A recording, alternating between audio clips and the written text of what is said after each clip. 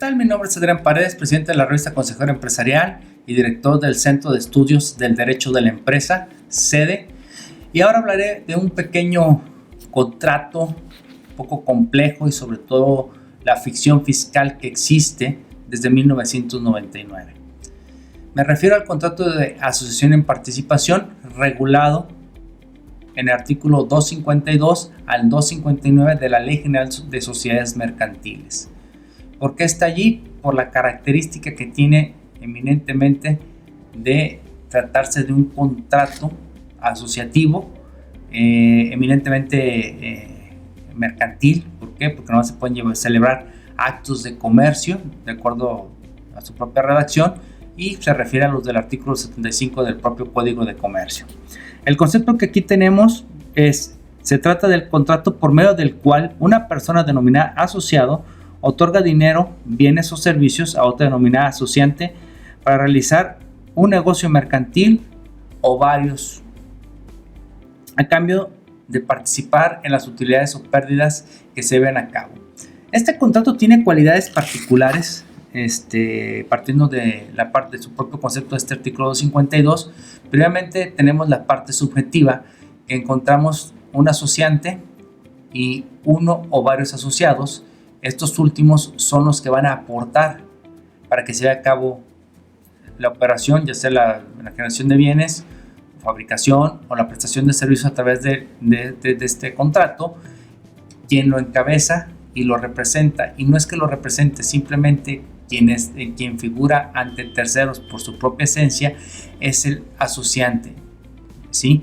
A veces confundimos, no es que sea representante legal, no. El contrato regula al asociante con el asociado. Por eso la propia legislación establece que el asociante es el que va a responder a terceros, ¿sí? Si no se establece nada en contrario, los bienes con los que lleva a cabo la actividad bajo el contrato de asociación en participación se entenderán y se presumirán que son del asociante para que puedan responder frente a terceros, con las salvedades que explicaré un poquito más adelante del artículo 257. El asociante, queda claro, es el que da la cara, es el que existe para el mundo del comercio, y el contrato nomás rige estas partes. Inclusive hay una tesis interesante que destaca la parte de que se trata de que en esencia es una sociedad oculta que solo rige o surte efectos entre las partes que la constituyen sin que exista signo aparente que la denote, haciendo hincapié y reiterando este pensamiento que les estoy presentando. Y esta tesis está bajo el rubro asociación en participación, características del contrato de. Esto es muy importante hacer la precisión legal, ya llegaré a la fiscal, pero hay que ponerle atención. ¿Cuál es el objeto? Lo señalé, eminentemente son actos de comercio que se llevan a cabo aquí en el país. Hay gente que dice que eso es una redacción ociosa. Sin embargo, cuando tienes en consideración que existen se puede actualizar establecimiento permanente, bien puede ser que sean extranjeros, hay variables que amerita que el legislador haya señalado que sean actividades empresariales llevadas a cabo aquí en el país. Y pues por ende, el legislador fiscal. Pero en materia mercantil basta que se lleven a cabo aquí en el país. Pues, ¿cuáles son las obligaciones? Pues aquí estamos hablando de partes. Obviamente los asociados están aportando bienes o servicios con una finalidad de obtener un beneficio, y el asociante pues llevar a cabo ese proyecto, ¿sí? Entonces su obligación es entregar esos bienes o servicios para que lo pueda hacer. ¿Y cuál es la obligación del asociante? En caso de que existan utilidades, transferirle lo que le corresponda. Aquí no se habla de porcentajes, es decir, el 10, el 20%. Aquí no son títulos accionarios, no son partes sociales. Simplemente habla de la repartición. Entonces, hablaremos también, tiene sus efectos financieros y fiscales importantes sobre esto.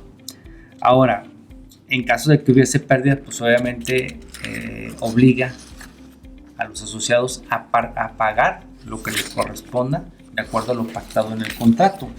Aquí tengo un par de reflexiones que, algunos gurús, siempre lo digo, cómo escribieron al respecto, de decir que pues es una aberración y queda de sobra que es un contrato y no puede tener personalidad jurídica. Pues bueno, partamos de que efectivamente no tiene personalidad jurídica, lo dice el propio artículo 253 y 254 de la Ley General de Sociedades Mercantiles.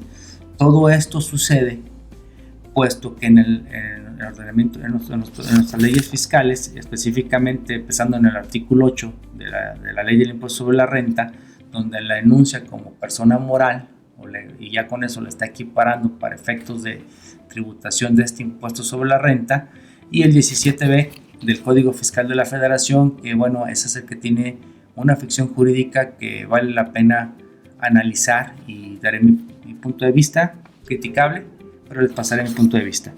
Ahora, regresando al tema de la personalidad jurídica, no es que tenga una personalidad jurídica propiamente. Partamos de la autonomía de reclasificación conceptual que tiene por naturaleza el derecho fiscal. Si bien incluso puede contravenir la ley natural del acto, ¿sí?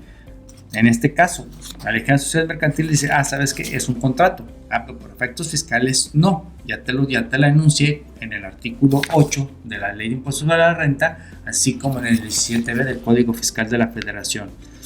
Aquí hay que tener presente que se está construyendo contrario al derecho y a la realidad jurídica con la intención de sujetarlo a un régimen fiscal. Sí, y eso no es el único caso. Ya lo platicamos con el maestro Víctor Gumaro Correa cuando hablamos de lo que son ficciones, verdades interinas y presunciones, donde explicábamos el tema del arrendamiento financiero. Todos estos conceptos que vemos que dan los primeros artículos de las leyes o de capítulos de títulos o capítulos en particular de las leyes fiscales, y nos dan conceptos, están haciendo esto. Esto es natural y es una característica de muchos ordenamientos, pero en especial los fiscales. Ahora, el 254 establece algo muy importante que debe ser por escrito, hay que tenerlo presente, pero hay algo que me llamó la atención leyendo un poco de esto.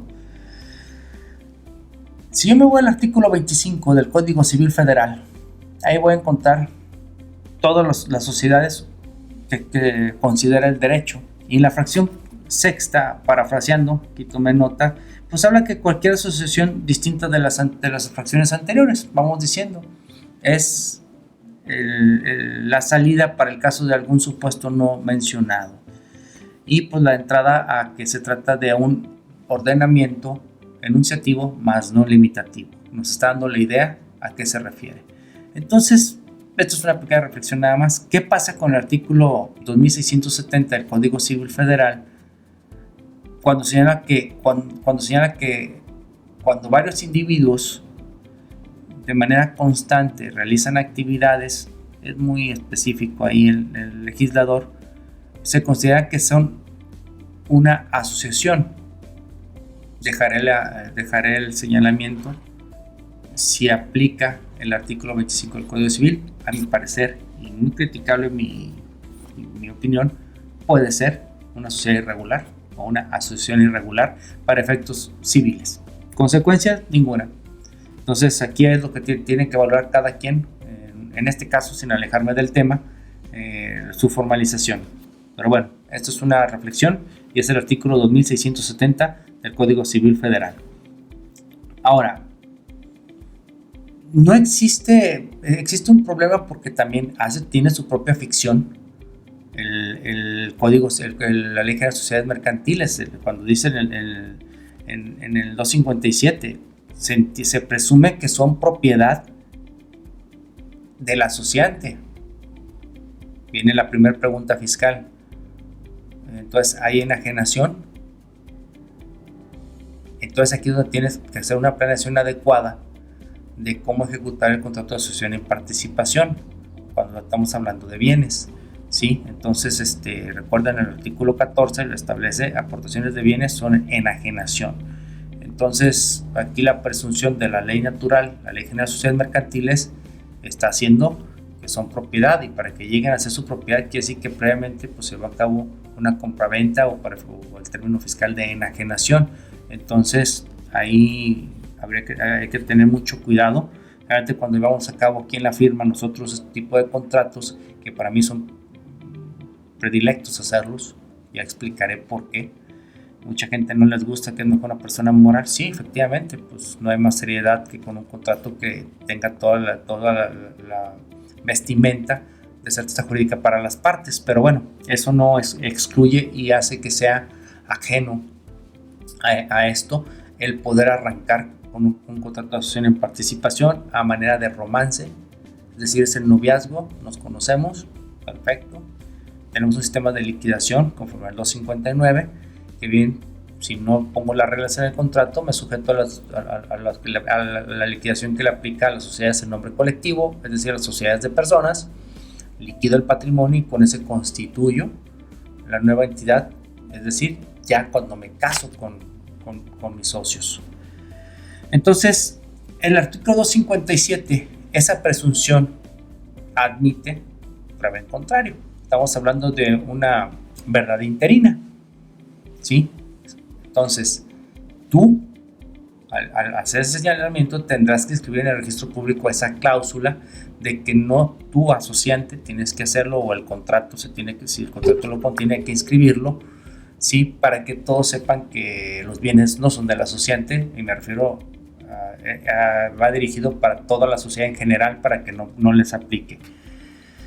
Si no haces esa salvedad, obviamente, si no haces esa inscripción, obviamente se entiende por presunción y por esta verdad interina que es del contribuyente, del asociante, perdón. Sin embargo, te dice que si lleva se requiere alguna formalidad adicional, veamos, bienes inmuebles, pues obviamente si no se cumple con ese requisito no puede aplicar esta verdad interina, porque es una imposibilidad propia del derecho. Esto es el artículo 257. Entonces, la gran ventaja del contrato, pero también lo tenemos en las sociedades, pues bueno, que tenemos los clausurados son de libre estipulación, y pues podemos ahí acordar cuánto de utilidades, mecánica de distribución, por porcentajes, por participación, por riesgo de capital, por valoración de servicios, aportación de intangibles, qué sé yo. Entonces aquí es donde empieza lo bonito, bueno, comienza la parte bonita, que puedes tener esa libertad, que claro, con una SA o una sociedad anónima de promotora de inversión también se puede hacer con mayor seguridad, es cierto, pero insisto, esto es el noviazgo. ¿Por qué? Porque los emprendedores, pues sí, en personas físicas tienen el RIF, ¿sí? Y pues les ayuda mucho en el pago de impuestos, y si no funciona el negocio, pues lo cierran y se acabó. Sin embargo, no hay un RIF societario. Entonces, aunque te va a hacer, no tiene beneficio de que no pagues o tengas la reducción como lo tiene el régimen de incorporación, bueno, cuando menos sí te da una fórmula para que no gastes en una inscripción, en una constitución de una sociedad, y sobre todo si no funciona, tener que liquidarlo. A pesar de la liquidación simplificada, pues bueno, implica gastos, y cuando menos notariales, pues que pueden estar oscilando el día de hoy, que estamos a 1 de agosto, pues pueden estar oscilando por escritura 12,000 pesos. Entonces estamos hablando de la constitutiva de 12 y la de la liquidación a lo mejor 9,000 pesos. Los 21,000 pesos que los últimos pagarlos una vez que quebró el negocio dificulta, y vas a tener que presentar tus declaraciones en ceros, hablando del Servicio de Administración Tributaria, para cumplir con tus obligaciones fiscales. Y bueno, yo creo que la manera más rápida y formal para que dos personas se unan y sea muy franco y transparente es una asociación en participación. Muchos van a decir, pues para eso está el joint venture, pero bueno, voy a explicar por qué no, pero en un momento más. Sigo mi guión. Aquí el único que sí no perdona, pues es el Servicio de Administración Tributaria, o en general las autoridades fiscales, porque el artículo 26, fracción 17ª, establece la responsabilidad solidaria de los asociados con el fisco en caso de que el asociante incumpla. Entonces aquí de cierta manera aquí ya lo sujeta y es una característica propia del derecho fiscal. Ahora, ya abordando el artículo 17b del Código Fiscal de la Federación, salvo que aquí en el semanario, tengo una tesis adicional.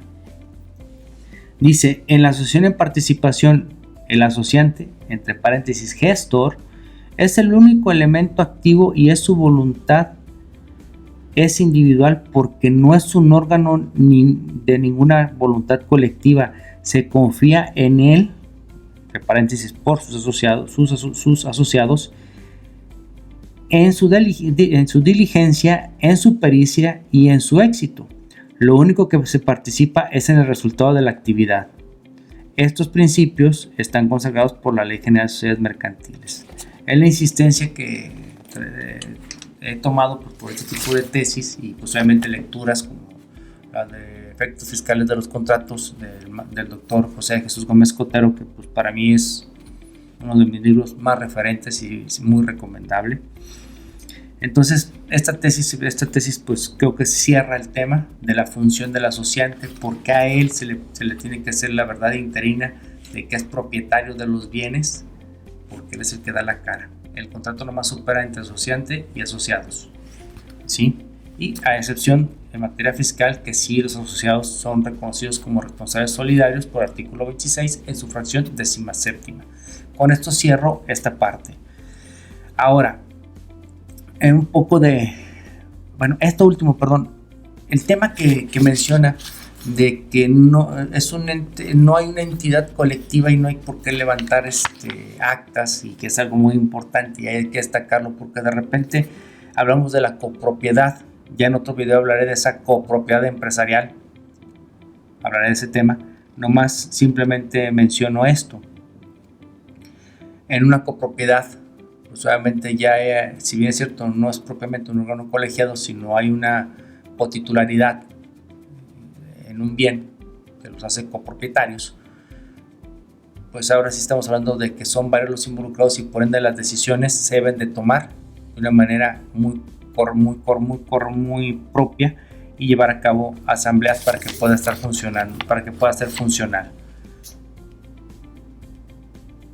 Ahora, aquí el tema que viene, pues, el reparto de los dividendos, pues queda claro. Sin embargo, ahora sí el 17b, y yo creo que ese es el tema medular que debemos de atender. A ver. Ahora, continuando con el artículo 17b, es algo que, como lo mencioné, es una ficción fiscal, es una construcción que le permite la autonomía del derecho fiscal de reclasificar para estos efectos tributarios cualquier figura, y pues tenemos que abandonar en estos momentos de repente la reflexión de que para qué repite el concepto, más bien es por qué genera un concepto autónomo y diferente y lo reconstruye para el ambiente fiscal. Eso es muy importante porque en ocasiones pasamos por alto y estamos sacando libros para tratar de explicar algo que no tiene sentido. Ahora, el 17b, donde yo les decía que tenía un particular pensamiento partiendo de que es una ficción fiscal, en el primer párrafo propiamente no nos define lo que es una AMP, sino qué negocio o qué unidad de personas y con qué objetivo para efectos fiscales lo sería. Leo textualmente: para los efectos de las disposiciones fiscales se entenderá por AMP al conjunto de personas que realizan actividades empresariales con motivo de la celebración de un convenio, y siempre que las mismas, por disposición legal y del propio convenio, participen de las utilidades o pérdidas derivadas de dicha actividad. La asociación en participación tendrá personalidad jurídica para los efectos del derecho fiscal cuando en el país realice actividades empresariales. cuando el convenio se celebre conforme a las leyes mexicanas o cuando sea alguno de los supuestos establecidos en el artículo 9 de este código. En los supuestos mencionados se considera a la asociación en participación residente en México. Bueno, esto es lo que les mencionaba. Va a haber contratos de alianza que a lo mejor nomás están coordinando la manera de en conjunto integrarse para que cada unidad económica preste un servicio y lo cobre de manera independiente. Pero si realmente están conjuntando para que una persona los lleve el liderazgo, que en algunas modalidades del joint venture, que es muy flexible y es muy amplia sus variantes, puede caer en un contrato de acción en participación por esta ficción fiscal. Entonces hay que tener mucho cuidado en la redacción de cómo debe de tratarse y cómo debe de estipularse dentro del contrato, y si tenemos uno en nuestras manos, advertir que hay una gran posibilidad de que tenga que inscribirse porque se conjunta simplemente los elementos económicos de aportar, y no es probablemente aportar, sino que participen de manera conjunta personas para hacer actividades empresariales. Un joint venture, eso puede suceder. Que exista un convenio, no habla en el estricto sentido de un contrato, lo deja en el sentido amplio, convenio, y siempre que las mismas, por exposición legal o del convenio, participen de las utilidades o de las pérdidas. Creo que con esto queda más que claro la atención de su servidor en este tema. Entonces hay que ser propios y correctos en ese sentido. Recordemos que hoy tenemos un espanto más en materia fiscal, que es el artículo 5A, la norma general antiilusión. ¿Sí? Entonces esto puede darnos dolores de cabeza, así que hay que tratar las figuras como son y los modelos financieros y modelos de negocio, tratarlos fiscalmente para cada impuesto acorde a cómo está establecido. Bien, pues con esto me retiro. Ya saben, síganos en redes sociales. Estamos en Facebook como Consejero Empresarial, en YouTube como Consejero Empresarial TV o COEM TV, en nuestros podcasts en iVoox o en Spotify, así como también nos pueden encontrar en el portal www.coem.mx, que es las noticias y el compendio de toda nuestra información. Ya saben, síganos en redes, porque si no, vamos por ustedes. Nos vemos en la próxima. Chao.